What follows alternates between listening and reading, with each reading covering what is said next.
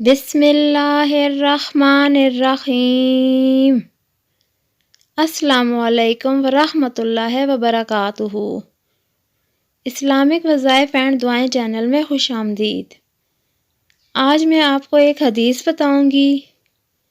ایک شخص نبی کریم صلی اللہ علیہ وآلہ وسلم کی خدمت میں آیا اور کہنے لگا کہ میں قرآن سے کچھ یاد نہیں کر سکتا، مجھے کچھ سکھا دیجئے جو میرے لیے کفایت کرے۔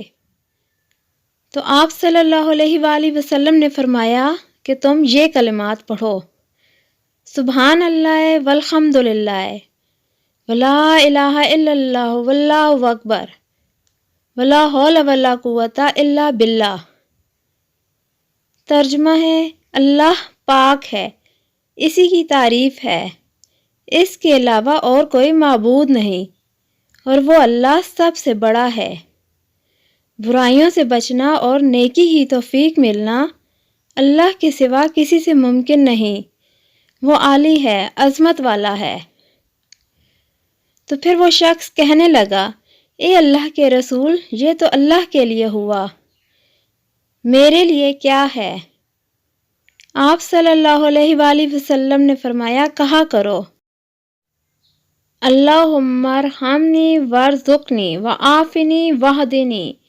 ترجمہ ہے اس کا: اے اللہ مجھ پر رحم فرما، مجھے رزق دے، راحت و عافیت سے نواز اور ہدایت سے سرفراز فرما۔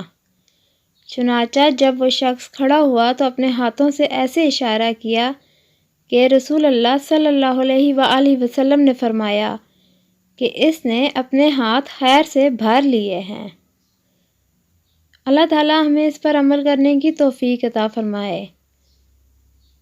اچھی بات آگے پھیلانا صدقہ جاریہ ہے، آپ سب نے اس دعا کا ضرور اہتمام کرنا ہے۔ جن بہن بھائیوں نے ابھی تک چینل کو سبسکرائب نہیں کیا وہ چینل کو ضرور سبسکرائب کریں۔ شکریہ۔